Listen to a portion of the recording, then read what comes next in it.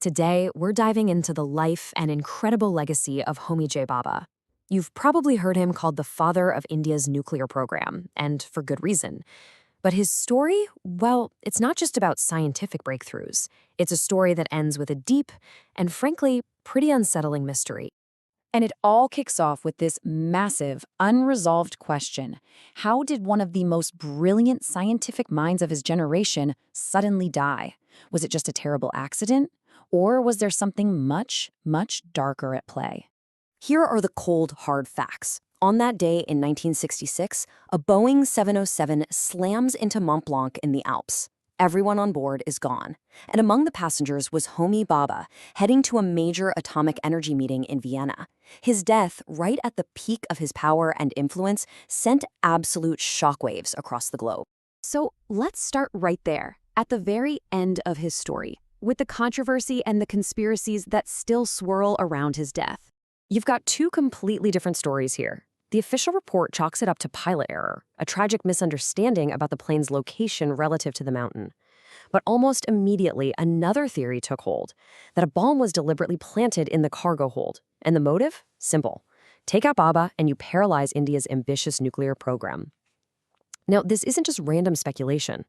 The theory gained a lot of steam from a book that claims a former CIA operative confessed the whole thing, saying, "We could have blown it up over Vienna, but we decided the high mountains were much better for the bits and pieces to come down on."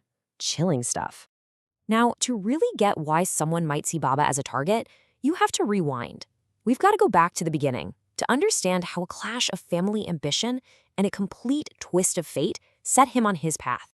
Bhabha came from a very prominent, wealthy family. For his father, the plan was simple, almost written in stone. Go to Cambridge, get a solid degree in mechanical engineering, and come back home to a cushy, high-level job at Tata Steel.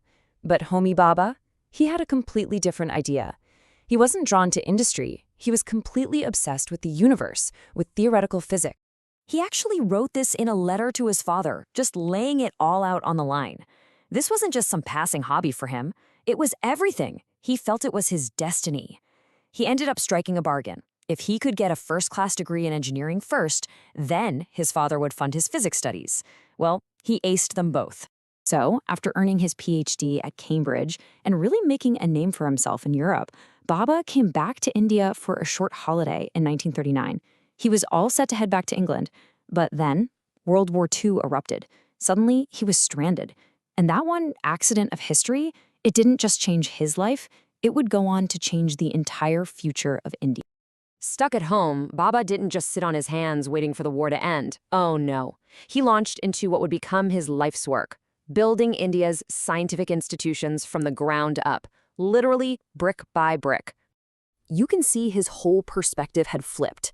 The guy who once dreamed of a career rubbing shoulders with the greats in Europe now believed it was his duty to build a world-class scientific ecosystem right there in India. He wasn't just going to work in it, he was going to create it. And just look at the unbelievable speed at which he worked. In less than 10 years, he personally established the 3 pillars of India's scientific and nuclear future. You've got TFR for the pure blue sky research, you've got the AEC as the top-level policy group, answering only to the Prime Minister, and then you have the facility at Trombay, which became the absolute engine for all nuclear tech development. It's just incredible. All of this incredible infrastructure, all this work, it was all in service of one single, incredibly bold vision. And that vision is probably Bhabha's greatest strategic masterpiece, India's totally unique 3-stage nuclear plan. See, most countries with nuclear programs just built everything around uranium. But Bhabha was smarter than that. He looked at the cards India was dealt and saw that, okay, we don't have a lot of uranium, but we have one of the world's biggest reserves of another element, thorium. So he cooked up this brilliant long-game strategy that wasn't a copy of anyone else's. It was custom-built for India. It was basically a declaration of energy independence. So, okay, how does this whole thing work? Let me break it down. Stage 1. You use the little bit of natural uranium you have to generate power and, crucially, to create plutonium as a byproduct. Then, in stage 2, you use that plutonium fuel to power new reactors that do something amazing. They convert all that thorium into a brand new type of nuclear fuel called uranium-233. And here's the magic trick. In stage 3, you use that uranium-233 in advanced breeder reactors, which actually create more fuel than they use up. It was an absolutely visionary plan for a totally self-sufficient energy future. For years, Bhabha's mission was all about peaceful energy for a developing nation. He was a pure scientist, not a weapons guy. But then, in the mid-1960s, the world changed, and one single event would force the scientist to become a hard-nosed strategist. This date, remember this date, it's the turning point in the whole story. Suddenly, India had a nuclear-armed neighbor, and that changed the strategic calculation completely. The idea of having a nuclear deterrent wasn't some abstract academic debate anymore. It was real, and Bhabha, the scientist, quickly became its most powerful and vocal champion. Right after that Chinese test, Bhabha's tone changed. He started talking publicly about the strategic necessity of nuclear weapons. For him, this was a huge shift. He started arguing that a bomb was the ultimate insurance policy. It was the only way to guarantee you wouldn't be bullied or attacked by a more powerful, nuclear-armed country. And to win over the politicians and the public, he made a very clever, though pretty controversial, economic argument. He went on the radio and claims that building a bomb was surprisingly cheap. He put the price tag at just $600,000. Now, critics immediately pointed out that this number was wildly misleading because it didn't include the billions already spent on infrastructure. But it didn't matter.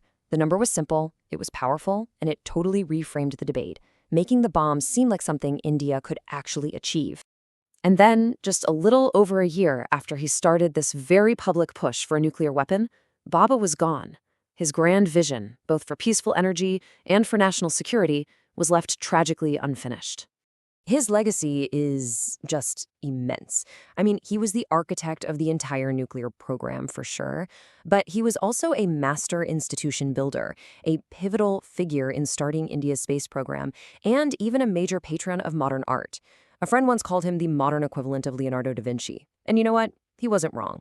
The man was a true Renaissance man whose impact stretched far beyond any one field. Which brings us right back to that central nagging question.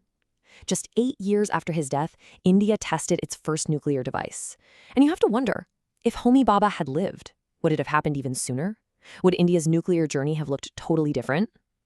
It's one of history's great what-ifs, and it really highlights the massive legacy of one man and the deep mystery surrounding his sudden end.